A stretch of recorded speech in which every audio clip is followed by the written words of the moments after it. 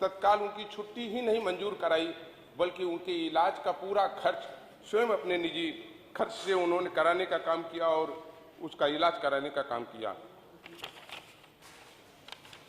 नेताजी सदैव गरीब, कमजोर, असहाय और किसानों के लिए सदैव चिंतित रहते रहे।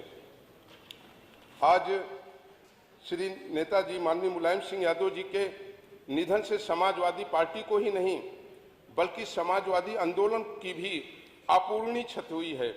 देश, प्रदेश और समाज के प्रति उनके योगदान को कभी भुलाया नहीं जा सकता। आज इस सदन में मैं उनके प्रति शोक संवेदना प्रकट किए जाने के अवसर पर मैं अपने और अपनी पार्टी की ओर से उनके प्रति श्रद्धा सुमन अर्पित करता हूं और ईश्वर से उनकी आत्मा की शांति की कामना करता हूं। माननीय नेता अपना दल श्री आशीष पटेल जी।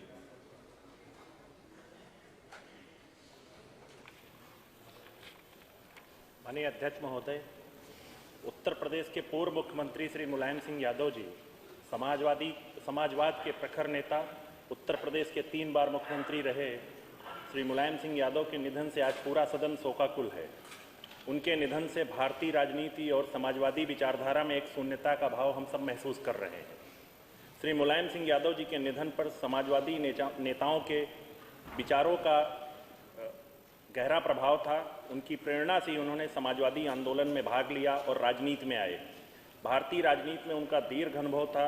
सक्रिय राजनीति में वर्ष 1967 में आए, जब वो संयुक्त सोशलिस्ट पार्टी के टिकट पर पहली बार विधानसभा के सदस्य निर्वाचित हुए। अपने संघर्षशील और सौम्य व्यवहार से उन्होंने जनता के बीच अपनी एक अलग छवि बनाई, जिसके चलते 1967 से 2007 तक कुल 10 बार इस विधानसभा के सदस्य निर्वाचित हुए। ये जनता में उनकी लोकप्रियता को सहज रूप से दर्शाता है। विधानसभा सदस्य के रूप में वो नेता विरोधी दल भी रहे, विभिन्न महत्वपूर्ण समितियों के सदस्य भी रहे। इसके साथ ही वो विधान परिषद के सदस्य रहे और उस सदन में भी नेता विरोधी दल के दायित्वों का निर्वहन किया। उन्होंने पूर्व मुख्यमंत्री श्री राम नरेश यादव जी तथा श्री बनारसी दास मंत्रिमंडल में विभिन्न विभागों के मंत्री के रूप में अपने दायित्वों का कुशलतापूर्वक निर्वहन किया। उत्तर प्रदेश की राजनीति में श्री मुलायम सिंह यादव जी का एक विशेष स्थान रहा है। इस सदन के सदस्य के रूप में, एक मंत्री के रूप में, एक संवेदनशील जनप्रतिनिधि के रूप में उन्होंने हमेशा पिछड़ों और वंचितों के अधिकारों के लिए संघर्ष किया। उनका संघर्षशील व्यक्तित्व और लोकप्रियता का ही परिणाम था कि वो प्रदेश के 3 बार मुख्यमंत्री बने। प्रदेश की राजनीति के साथ साथ उन्होंने अपनी राजनीतिक कौशल का परिचय लोकसभा सदस्य के रूप में भी दिया। वो 7 बार लोकसभा के सदस्य भी निर्वाचित हुए। लोकसभा में भी वो अनेक महत्वपूर्ण समितियों के सदस्य तथा सभापति रहे। समाजवादी संसदीय दल के नेता भी रहे। वर्तमान में भी वो लोकसभा के सदस्य थे। केंद्रीय राजनीति में उनकी गिनती एक जिम्मेदार और बड़े नेताओं में होती थी। वो केंद्र में श्री एच डी देवेगौड़ा और श्री इंद्र